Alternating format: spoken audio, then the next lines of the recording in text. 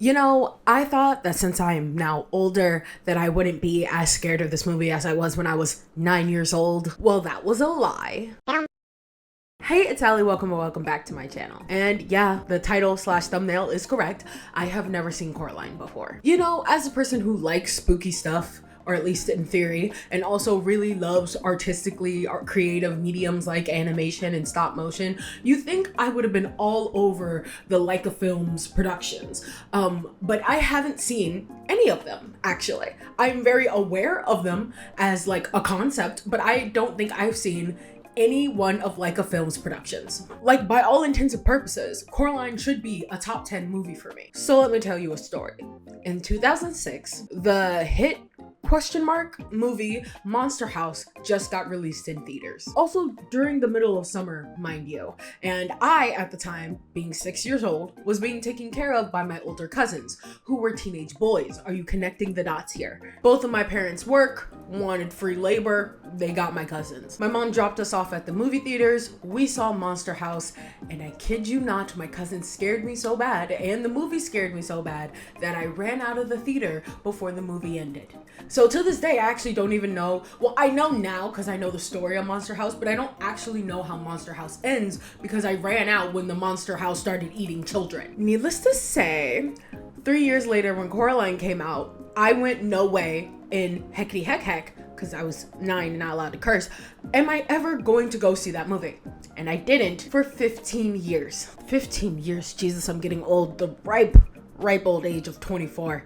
I feel like a fossil. Anyway, every year since I was probably a teenager, I have been extremely jealous and wistful of people enjoying spooky months by putting this movie on and, you know, having a nice fall time and cozying up. And I was like, you know, maybe this movie wasn't as scary as I thought I was when I was like 9 years old. You know, maybe it's a nice cozy movie to cuddle up by the fire with some pumpkins and enjoy the Halloween time with. Yes, but also no. So, no more. Today, well, a couple days ago as of recording this, I watched Coraline for the first time, and I need to take you through what my whole world was during that time. How was this movie for kids? If at any time you like this video, please give it a like and subscribe because I make videos like this all the time, and comment down below if you were also scared of movies that were supposed to be for kids, but like even like kid horror movies, not even just horror movies, just like movies that were supposed to be for kids, but you were definitely scared of as a kid. I have another story of this. I've talked about it before, but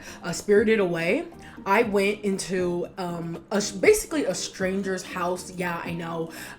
When I was a kid to go watch this movie in a basement. Yeah. And when Chihiro's parents turned into pigs, I got extremely scared and ran out of that basement. Now, listen, I wasn't in a stranger's house. I was with neighborhood kids who I knew, but I definitely did not know them enough to be inside of their houses. Like, at all. You know, the early 2000s suburbs were a different time. So let me know down in the comments below. And onward to our feature presentation. Let's just jump into it. So this movie follows Coraline, a girl who's seemingly uprooted from her life in Michigan when her parents get new jobs to go write about plants. And this requires them to move to middle of nowhere, Oregon. But before we get into all that, please peep this intro. Hello. The creepy melodic music with children singing, which will always be creepy, by the way. Children singing, any type of song is always going to be creepy. Over a sequence of what we now know after watching the movie is the Beldam creating a Coraline doll based off of the last doll that took the old lady's sister. I forgot her name. Did she have a name? Grandma? Her name was just Grandma. Took her sister. She changed that doll into a Coraline doll, and we see later Coraline says that this doll has been remade over and over again to steal children. This is where my first issue with this movie comes from. Okay, I thought the doll was going to have a really bigger presence in this movie, like genuinely, like I thought the doll was gonna get up and like do things. I was definitely wrong about that. The doll just works as like a surveillance for the Beldam to see through Coraline's life, to see what she's upset about and to give her those things later. Like, I see a doll that looks like a human being and I go, oh, voodoo. But apparently, you know, cultural differences, that's not what's happening here, which is fine. I just like, as like me, I would have saw that and wouldn't have touched it with a 6-foot pole. But given that this child, Coraline, is very, very lonely, which we'll get to all that later, I understand why she would grab the doll. I'm just saying, voodoo?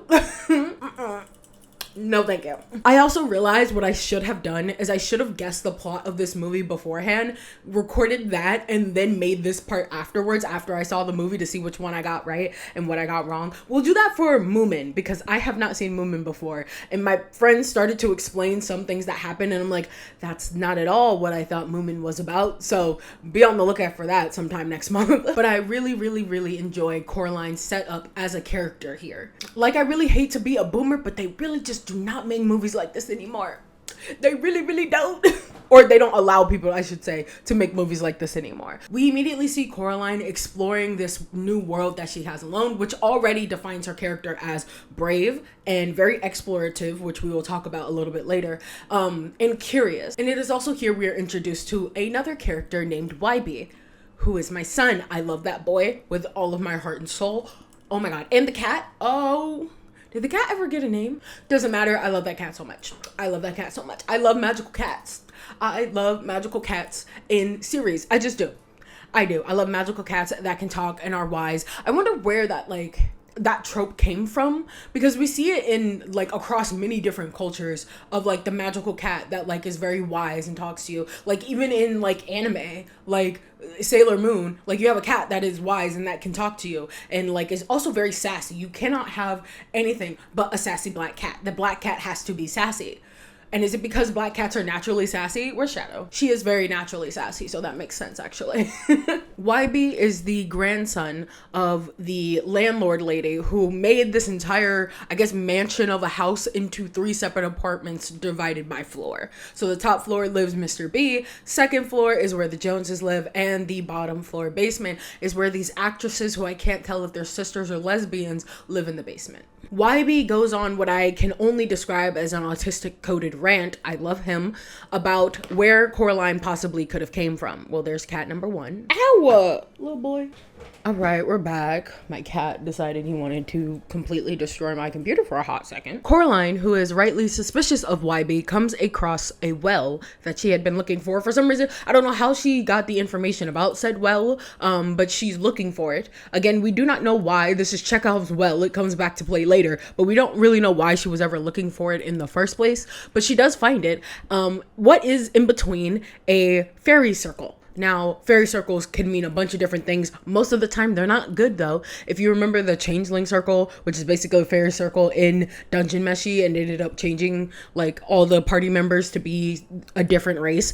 And here, I am choosing to believe that it's the version of a fairy circle that, like, changes your world, I guess, like changes the things going on in your life for the negative, because we see very later, like towards the end of the movie, when she comes back to the well, she steps through it again to open the well up, and I believe I believe that is her going back through the circle and like undoing whatever curse that she's like done upon herself. I'm not the biggest folklore person, so don't, like, if you're like, oh, that's fucking wrong, be polite in the comments, okay? Be polite. We can have a conversation. Be polite in the comments, all right? So that's what I believe in terms of what this is, because it's one of the only, like, I want to say allegory slash metaphor slash like piece of symbolism that doesn't get like outright explained to you in this story. It's something that you kind of just have to know what it is. Like, definitely if I was 9 years old watching this, I wouldn't know what a fairy circle was. I didn't know what a fairy circle was until I watched Dungeon Meshi. Y'all have seen that video. I'm not a big fantasy girly, okay? So I didn't even know what a fairy circle was. Now, I don't believe in the supernatural. Maybe I do, maybe I don't. I don't know. I'm indifferent. I'm agnostic about the supernatural. But you would not catch me walking into a fairy circle. You would not catch me going to buy a Ouija board and fucking around and finding out. Let's just say. So next, let's talk about Coraline's parents. Oh boy, this is part of the movie where I literally watched it and went, oh. So Coraline's parents are these drab, overworked people who are very neglecting to their child. The reason for this is quite literally because they cannot afford to pay attention to their child, which like sucks. Obviously, it's not an excuse for neglecting your child, but it is very obvious, especially when you look at the year that this movie came out, that this is about the 2008 economic recession.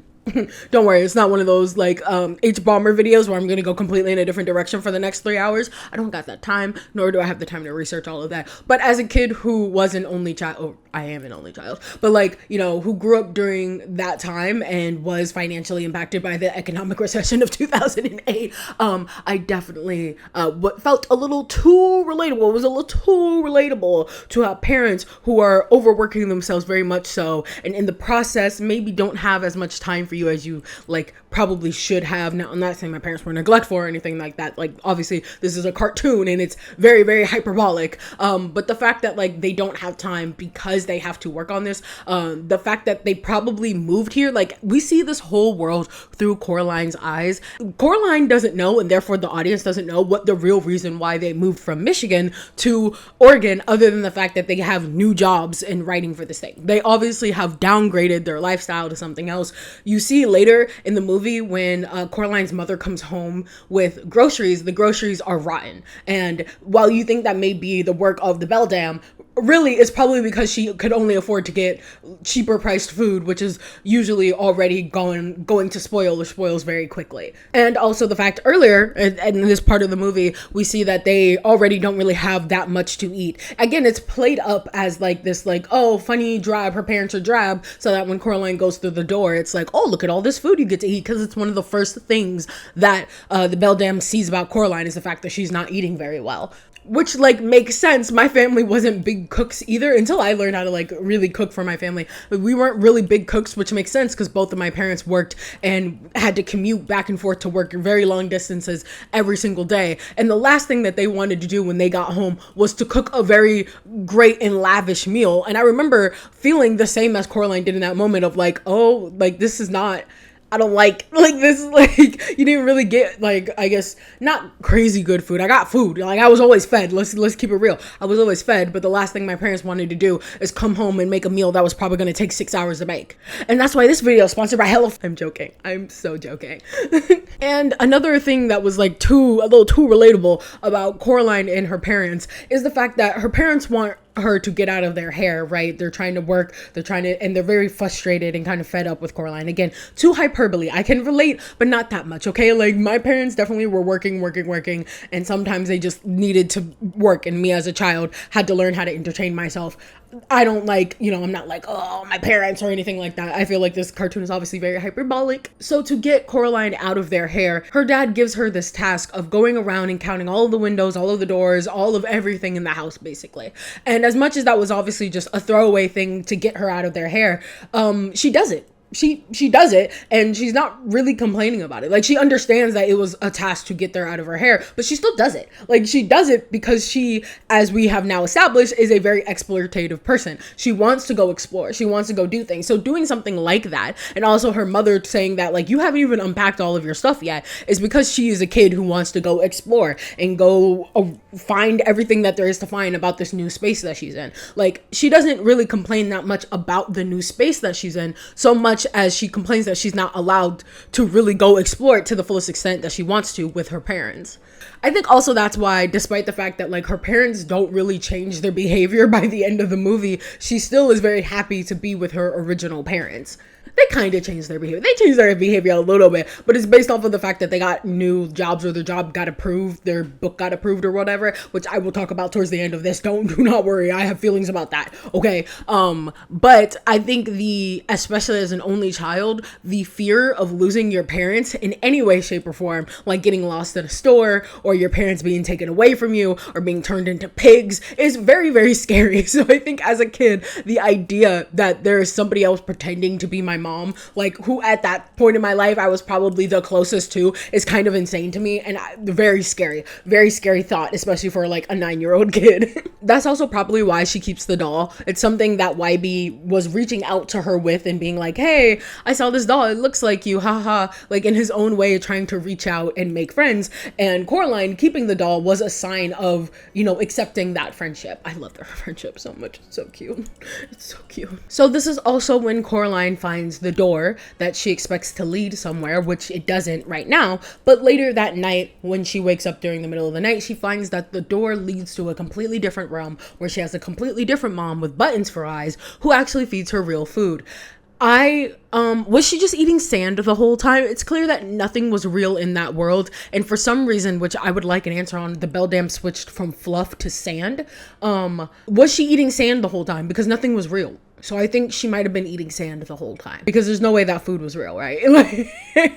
So, someone should probably pump that girl's stomach. And it's very interesting that the other mother in this case right now never tells Coraline, like obviously in the beginning she's trying to placate her and be very nice to her, you know, but it's very interesting that she says to her when Coraline is like, oh, I gotta go, this is kind of weirding me out, that she's like, of course it's all fake anyway, like it's fine. And I think that was to kind of, everything like was a manipulation tactic, but like to kind of get under Coraline's like skin, to be like, yeah, it's fake, but it could be real. Ooh, it could be real. Oh, so when Coraline wakes up in her bed in her drab apartment, with her poison oak gone, it is a symbol to her like, oh, maybe this was real, and maybe I can have a better life. So the side characters in this movie, Bobinski and the actresses, are the reasons why I realized, yeah, I actually have never watched this movie. Because at the beginning of the movie, I do slightly remember. I just remember, like, Coraline, I remember her parents being, like, really drab and, like, overworking themselves, because you saw it all the time on Tumblr. Like, especially the like, gif of the dad with the, like, really heavy bags, like, typing on his computer one at a time. Like, I saw that gif all the time on Tumblr. So I kind of gaslit myself into believing I had watched this movie.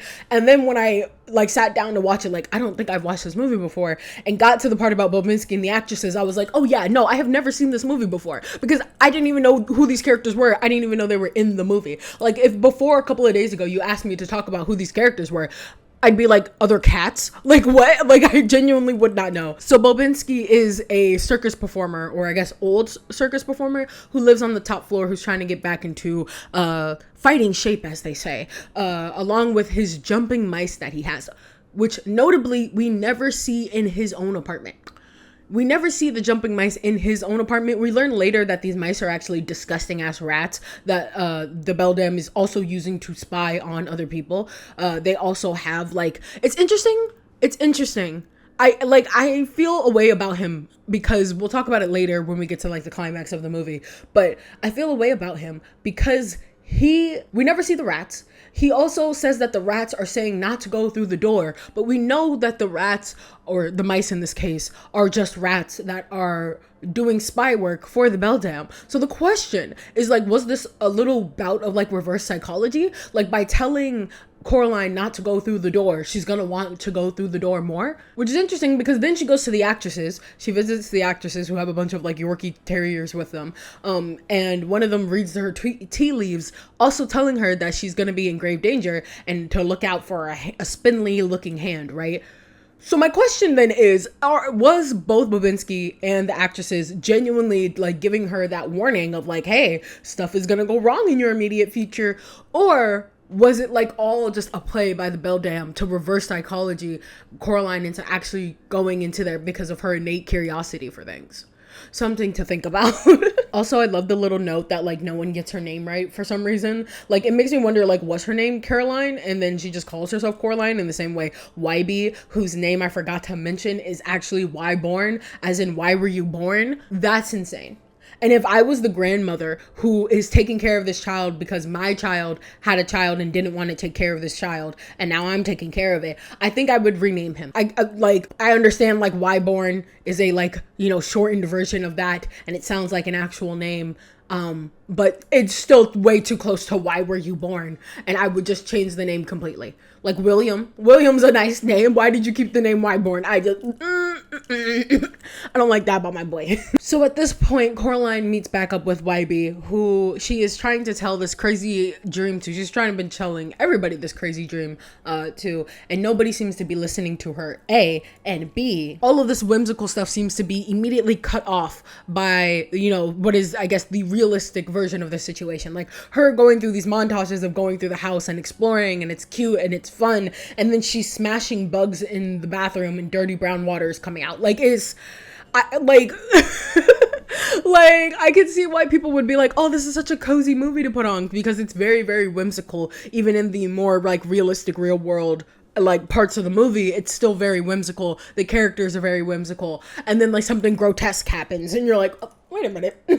Like, wait a minute. Like, there are some moments in this movie that are like genuinely disturbing to me versus like something like, I don't know, The Nightmare Before Christmas, which I don't think is scary at all in the slightest. It's more like the aesthetic of Halloween. Like, I guess the scariest character in that movie is, Oogie Boogie, and even then he's like Disney villain level like scary. Like, he's literally a Disney villain, but he's like Disney villain level scary. Like, he's not that like scary or disturbing or anything like that. He wants to kidnap Santa Claus and eat him. Like, like, he's not that scary. But comparatively to some of the stuff that they do to some of the characters in this movie, it undercuts, well, not in a bad way, but it like cuts through the like whimsicalness feeling to kind of like give you that like, oh, do you remember where you are? You thought this was all going to be fun and games. Do you remember where you are? So very interestingly, as Coraline is going through the motions, I think with the doll, I have to look back and see, but I'm pretty sure because she goes to meet all of these other characters with her doll, in the next world, when she goes into the other world, that night when she goes to sleep, she is able to go see Babinski in this other world. She's able to go see the actresses in this other world. And also YB is there, but his mouth is sewn shut. There are so many things wrong with that. There are so many levels and layers that I don't even know if like half of them were intentional, but that was disturbing to me. To me, that was very, very disturbing. Like, one of the most disturbing things in this movie was, and maybe that's just my own like things that make me go heebie-jeebie, but like that was very disturbing to me. Yeah. Yeah.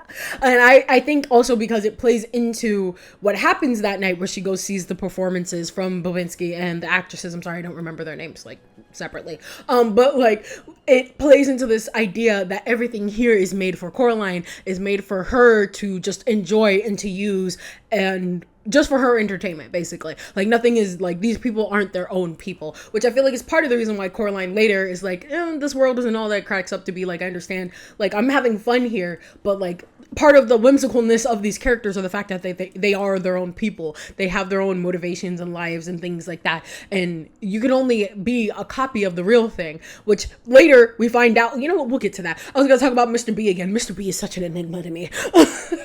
This is also punctuated by the fact that when Coraline goes back to sleep later, all of the main characters, the other mother, the other father, and the other YB are just sitting around the bed just waiting for her to fall asleep. It's a little odd, it's a little weird, but it's again this idea that everything is here for Coraline and that like we have to cater to her at all times. So back in the dull, lifeless world, Coraline is going shopping because she's going to a school in which she has to use uniforms, or her parents are getting uniforms for her, or her mom is getting uniforms for her, and she sees these like bright orange pair of gloves that she's like, oh my god, like it would be so fun to have this, because I only had to have uniforms when I was in like kindergarten, but like any way that you can spruce up like within the confines of the dress code, a uniform, people tend to do it. So whether it be hair clips or like gloves or something like that. So she is a very individualistic person, again leading to the whole idea that she understands that like being your own person and not just a copy of a person is very important to her. So she wants to have these gloves to kind of make her stand out. And her mom says no, not for any particular reason that Coraline understands, probably because she couldn't afford them. Because this is also the scene later that we find out that there are groceries on the counter and they're like all rotten. So yeah. Yeah, thank you 2008 economic recession. 2008 core. At the end of, I think, Coraline's third visit is when the other mother reveals to her that in order for this life to be hers forever, she has to sew buttons onto her eyes, essentially selling her soul to the devil. You know, the big allegory for that. And Coraline is like, no, I'm not doing that. And the other mother is like, you gotta, and she's just like, no, which I think is very important to like recognize here, that the only way in which the beldam wins is if she gets, like, you can't force, like the beldam cannot force you to get the button sewn onto your eyes. You have to do it. Like, she can keep you trapped in this world forever, but in order for your soul to actually be hers and for you to be able to do whatever she wants you to do, you have to say yes. And that's like a big thing. And like just folklore, Christianity, all of the things about like the devil and making deals with the devil is like, you have to say yes. You have to shake the hand, make a deal, whatever. You have to say yes. If you do not say yes, and that's why it always falls on like the ownerness of the person who sells their soul to the devil and blah, blah, blah, blah, blah. But if you don't say yes, then the devil has nothing on you, basically. Or at least that's the like the lore. Also at this point I noticed that like Dakota Fanning, who is voicing Coraline at this point, has a very, I don't know if she's just naturally from like Michigan, but her accent, that like Wisconsin like Midwest accent, is so strong. It is so strong. Like I didn't think like it would be a prominent part of the movie, but the fact that like she is from Michigan and has like a very Midwestern accent it's very cute to me. It's like very like something that like only if you know what a Midwestern accent sounds like you'd understand. Like, no, Coraline actually has a Midwestern accent. I don't know if like the parents do, but Coraline like definitely has like a Midwestern accent this entire time. I don't know. It's charming. It's cute. So this is another point in the movie where I started to feel very anxious because Coraline is now stuck in this world. She tries to go back to sleep and she wakes back up and she's still there, and that's when I was like, ooh. So she ends up leaving the house to try and get away, and she keeps walking. That's when the cat comes, and the cat starts talking to her, because I love talking magical cats, and telling her that this world is only what she wants it to be for you. She didn't really make anything outside of it. And this like really profound like conversation that they have when they loop back around to the house, and she's just like, how can you start walking and end up right back where you started? And the cat says to travel the world, and Coraline's like, small world. I like I remember when I heard that for the first time, I was like, damn, like that is fucking profound. Holy shit. I don't know why I was like, you're so right, 2009 kids movie. It's so profound. Also the line about mothers, like mothers don't eat daughters, and it's just, like I think many people have made numerous different types of like video essays about this movie, I'm sure. Hello? Can the light come back? Is it because the light is... I'm sure people have made a lot of video essays about this movie, and I'm sure I will be watching them as soon as I finish filming this. I think it's very interesting, the idea that this is somebody who wants to be a mother, but is very bad at it. Like, who wants the idea of motherhood and the idea of having a child you can dote over. But like, as soon as you get tired of that child, which is what happens in the next scene, as soon as this child starts to not be, you know, what you want it to be, like it starts talking back to you and things like that, even after you've been providing for it this entire time. The beldam in this case, which I wonder if that's an actual mystical creature. I'll look it up later. I'll put it in post if I find anything, because I'll probably watch some video essays after this and I'll come back with my findings. But as soon as Coraline like talks back to her, she immediately is like showing her true form as a monster and is throwing her into there. And I think the entire thing of like mothers don't eat daughters, and even though the cat's response to that is like, I don't know, how do you taste, is like, it's very cute, very whimsical, but the line mothers don't eat daughters, where's Freud when you need him? But she gets thrown into this like mirror dimension world where she finds these other 3 kids who were there before her, who did end up selling their soul, but ended up being discarded by her when she no longer found them fun or useful or loving or like whatever. So her idea of love is not real. In fact, the way that they phrase it in the movie is that she ate our lives away, which is like very much so like smothering mother who's never gonna let you go and you're wasting your life away. Where's your H-bomber guy when you need it? Like, for real. So Coraline ends up coming back to the real world somehow, some way. I forgot how she got back, but she ends up coming back with a new mission to try and help the kids, even though she knows that that's not. She actually ends up like kind of like a hero's journey where it's kind of like, I want to help you guys, but also I have to save myself type of thing. She ends up leaving and locking the door to never go back there again. But whoopsie daisy, her parents are gone. They are nowhere to be found, to the point where she can't find them all day, and it's very scary. YB comes back and basically says that like, yeah, that doll, my grandma is mad that the doll is gone, and it's because the grandma was probably trying to protect your ass. You know, when an old black lady tells you not to fuck with something, you don't fuck with it. You don't fuck around to find out. Like, what? Like, I'm sorry. Like, if an old black lady is gonna tell me not to touch a doll, I'm not gonna touch it. Okay. So at this point, Coraline realizes that the only way to get her parents back are to go back into the world, to free the other kids and to figure out where the parents are. And the cat tells her that, like, you're gonna have to outsmart her in order to do this. Why don't you say to play a game? Because she loves games, which we do know from the beginning of the movie, you know, the whole callback thing. At the beginning of the movie, she talks about games and playing games with Coraline when she first comes there.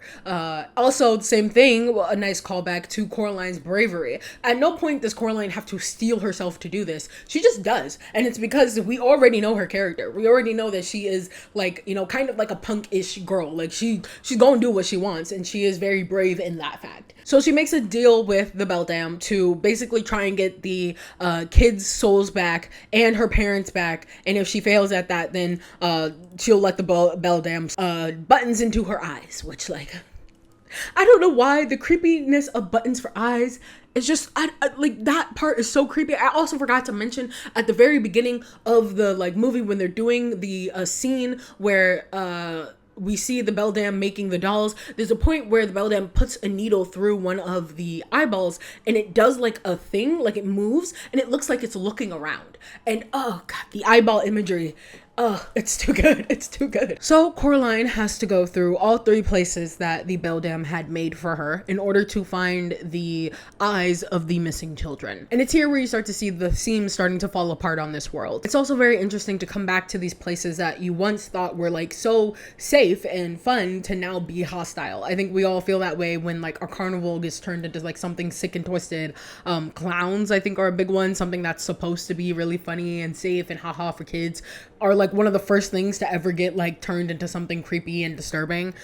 So going into these, like, places like the little tent, which I also forgot to mention when I first talked about Mr. B, the inside of his apartment, the, like, little tent is actually just a sheet over a lamp on a table, and it turns into, like, this circus, which I think is really cute. I love that when, like, normal stuff becomes mystical like that and magical. It's so cute. It's so cute and whimsical. Too bad it's full of rats now. I think going back to the whole thing about Mr. B, it's very interesting that he's just, like, not there. Like, he's always the rats, which is like, what happened to him? Like, why is he not, like, we understand the actresses ladies who are holding hands in the, like, thing are, like, now taffy candy because they were candy in the real world, but, like, Mr. B just is not there. Like, he is his rats. And so it makes me, like, wonder, were the rats even real? Like, they were real because she used jumping mice in the beginning, like, in the real world to, like, come get Coraline and lead Coraline to the door. So my question then is, are the mice real? Anyway, the third thing that disturbed me was YB's clothes, but not him, being strung up on a pole. I don't think I need to tell you, if you lived in the US and you are a part of the US education system and at least had some type of decent education, why the fuck that disturbs me so much. Okay. Like, I don't care if you call me Little Weenie Hut Jr., SpongeBob Roller Coaster. I don't care. I really don't. Okay, you gotta put yourself in the shoes of 9-year-old me, and also the context in which all of this was made. Okay, like, it's pretty scary. It's pretty dang disturbing. And all hope seems lost when she doesn't win against the rats because they're fucking rats. When the cat comes and saves the day by killing one of the rats, as he did at the beginning of the movie, to get Coraline the last eye she needs. When she gets back to the Beldam's like, cool, now you gotta find your parents, right? And she realizes, well, one of the kids tell her, like, hey, you know, she's not actually gonna let you go, right? She's gonna trick you. And so Coraline pulls this 180 trick, and she realizes where her parents are. They're in the snow globe, which was, like, foreshadowed like 10 bajillion times throughout the movie. Really nice, really nice. And the next sequence of events that happen are the most disturbing, like, scary part of the movie. A large spider-like lady creature is screaming bloody murder as it chases you up a web. Like, I'm not even that scared of spiders, but it's still, like, a very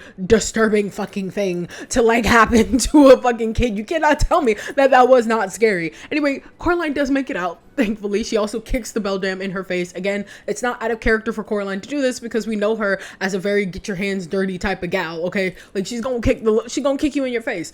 She's able to get away, but the hand, like, is able to sneak through. She thinks it's all over. She has set the 3 kids free and to move on with their lives, basically. But the Beldam will still come after her no matter what. So she has to figure out a way to hide the key to the door so that she can never come out. So she decides, in Chekhov's gun fashion, to go back to the well into the changeling fairy circle to go hide the key. And as she gets there, she is chased down by the little hand thing that tries to choke her out. But luckily, she gets saved by YB, who believes her because he saw a picture of the little girl that Coraline was talking about, who is the grandma's like twin sister who got taken. There she is, there's Shadow. Baby girl. Come here. Oh, there we go. This Shadow. Do you know you're famous, Shadow? Would you protect me? You would. They would, because they are the #1 exterminators, okay? At the second you see a bug, they will not stop at anything until that bug is taken down. Diva! She is such a diva. Oh my gosh, she's such a diva. You cannot hold her for longer than 2 seconds. She's such a diva. She's so sassy. Are you magical black cat sassy, or are you just sassy? Anyway, my little exterminators, as I like to call them, and I love them because anytime there's a bug, they will let you know. They will not stop until that bug is caught and thoroughly eaten. It's also at this point that Coraline thanks YB for saving her, and also thanks, you know, him for looking out for her this entire time. And YB like, it wasn't my idea, it was the cat's idea. It was the cat's idea, but the cat doesn't speak to you, because during the middle point of the movie, he's like, the cat spoke to you. You're weird. You're crazy. And it's like, okay, but did the cat speak to you to tell you to keep an eye out on Coraline? Hello? And thus the day is saved. All the neighbors come together, you know, a nice show of community. They plant a lot of tulips. The grandma comes in to talk to Coraline, because Coraline wants to tell her everything that happened, to let her get closure on her sister. And the parents are happy because their little thing got approved. They get saved, obviously. And their catalog got approved, which means they get paid.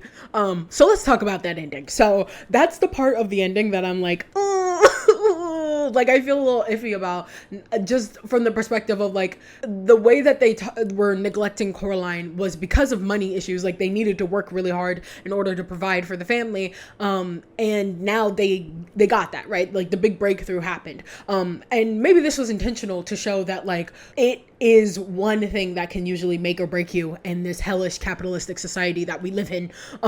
Like one big break could be great for you and could put you on the right path for the rest of your life. Obviously this is a kids movie, you know, happily ever after. Like I can't help but ask, as a person who again lived through the 2008 financial crisis as a child, and I had like, you know, years and years worth of like repairing to do, and even then like it was, you know, I would say like I was never in poverty, but I definitely was never rich. And I definitely feel like we went like it was never I don't know how to explain this. Like I was never like in poverty, thankfully, but it was definitely something that had a permanent lasting effect on my family and other families around the country. So, and probably around the world, if we're being honest. So something like that, you know, obviously it's kind of bittersweet to look at, because it's like, realistically, what if they have to eventually make another catalog again? Are they just going to go back into the cycle of like neglecting Coraline or like whatever? I'm glad that the personalities don't change, but it's nice to see them loosen up a little, you know, be a little bit brighter, a little bit cheery, which is obviously always nice, but it's kind of bittersweet in that way. The real scary part of this is capitalism. Oh, and also the fact that she does get I kind of skipped over this part, but she does get the gloves in the end when her parents do come back. They're like, here are the gloves you wanted. And that is also very relatable to basically be like, I really want this thing as a kid, and not being able to get it, only realizing later it's because your family could afford it, but somehow you got it anyway. Like I'd be like, oh, I really want this like DS, and my parents are like, whenever the DS came out, and they were like, we're not getting that, only for around Christmas time for me to get it. And at first I was like, oh my god, they were just waiting till Christmas, blah blah blah. But I realized it's because they had to work their asses off in order to be able to afford me getting a DS. Like it's like thinking about that is like, I'm not gonna cry in a Coraline video. But it's like something that I, you know, you just be grateful of the things in your life, you know. I'm grateful for my parents, of course. It's really interesting, and also shows that they did care about Coraline. I think also, I forgot to mention as well, when they gave Coraline that task to go count all the like stairs and the windows and blah blah blah, like as much as that was like, oh, do this to get out of our hair, it's also because the dad knows Coraline. Like the dad knows that Coraline is very explorative. That's also why the mother also opens that door for Coraline, because it's not because she feels like, oh, I hate my child and I just want her to leave me alone. It's because they know that they cannot give Coraline what she needs right now, and in some way, in a very like rude way, but in a way, are giving her that by like being like, okay, you like to explore, go explore, you know. So it just kind of shows that it wasn't always like this, and they're not like these horrible, irredeemable parents, you know. It's just more like the situation that they're in is unfortunate, and they, you know, want to be with their child, but like can't at the moment. And I bring up all this stuff about the 2008 financial recession, economic recession. I bring all of this up because the movie, this is Leica Films' first movie, like first feature film that they came out with. They came out with this movie in 2009, and obviously it takes years and years and years to make this. And so they probably also felt the effects, because they are stationed in Oregon. They probably also felt the effects of the 2008 financial crisis. And obviously that seeps its way indirectly into this movie. And I say all this to say that art is not without context. Don't ever let somebody tell you that art is never political or never has any type of like outside world conflict context, even if it's like a hyper fantasy world, because that's just not true. Okay, to quote Kamala Harris, do you think you just fell out of the coconut tree? I'm sorry, I've always wanted to make that joke. It's so funny, but it is true. Like, you know, like art does not exist in a vacuum. It exists under the context in which we make it. And you may not think so, but like everything you write, everything you make is gonna have some piece of you in it, even if you're writing something that is not even close to who you are as a person, right? And I think that's interesting. So don't ever try to let somebody be like, there should be no woke in my video games, because it's fucking stupid. It's just stupid, and you're just kind of dumb. Like, those people are just dumb. Don't engage with them. Though that woke list of video games is, it's a hilarious. Watch somebody talk about it. Don't go look at it yourself. Don't give these people attention, but watch somebody talk about the woke video games list. It's so funny. It's so fucking funny. And just don't ever take these people seriously. Don't, because they're dumb. Very low IQ. Anyway, Coraline is a beautiful movie, and dare I say, a top 10, a classic, a favorite of mine. I will be watching it for years and years to come. I will. And I'm really glad I kind of almost waited 15 years to watch this movie, because I think that it was like facing my own fears in a way about my childhood and things like that. Like, again, I did not have a shit childhood. I had a very nice childhood, thankfully, but it's important to recognize the parts that were maybe not so great about it, kind of like the bittersweet parts of it. And that is like a bittersweet part of my childhood that I didn't think going into this movie would be such a strong theme of this movie. Like, when I first thought about this movie, I was like, oh, it's a movie where a girl thinks she wants this new fluffy life, but the grass isn't always greener, you know? And it ended up being like a lot deeper than that. And I'm glad. And it sucks that I shouldn't say we don't get movies like these anymore, but like, we aren't allowed on a corporate level to make movies like this anymore. And that sucks. That sucks a lot, because this is a nicely contained movie. There was no sequel. There was no Coraline sequel. There was no Coraline TV show. Okay, it was just a nice movie, had beginning, middle, end, and then you're done. All right, and you can find like a lot of stuff about it, a lot of like behind the scenes stuff about it, which is great. But you know, I'm not saying I'm not saying that some movies don't deserve sequels or something like that. I am not the type of person who hates sequels or reboots. Okay, have you seen Transformers 1? You should go watch Transformers 1. I'm here to shill Transformers 1 to you. It's a great movie. Go watch it in theaters. Go now, so they can get a sequel. Go. I'm not the type of person to say no sequels whatsoever or no reboots whatsoever. You have to ask what the purpose of it was. Transformers 1 makes sense as like a reboot or a sequel because, well, actually it's just a straight up reboot. But it makes sense because it is a story that can be told in a bajillion different ways. Same with like Batman or any superhero for that matter. So it's fine, but it's how you're going about it, which is the thing. Like something like The Lion King does not need a reboot, prequel, whatever the fuck, especially in quote unquote live action, quote unquote. Anyway, I would like to shout out every part. I don't need to, but I'm going to do it anyway. Leica Productions, obviously. I will be watching the rest of their movies that they have produced, and apparently they're making a new one. There's a new one in the works. Also, if you like this type of like scratch that Halloween itch, stop motion itch, and you've seen all of Leica Films movies, you should watch Wendell and Wild, which is also a stop motion movie, and it's like very spooky and spirited. It's spooky, supernatural, and it is also about something deeper than the surface level, some of its parts. So you should go watch it. Go watch it right now. It's so good. I don't think I ever made a video about it, but I did watch it. And I didn't even know that it was scratching an itch that I didn't even know I had because I had never seen Coraline. So thanks for letting me be a kid again.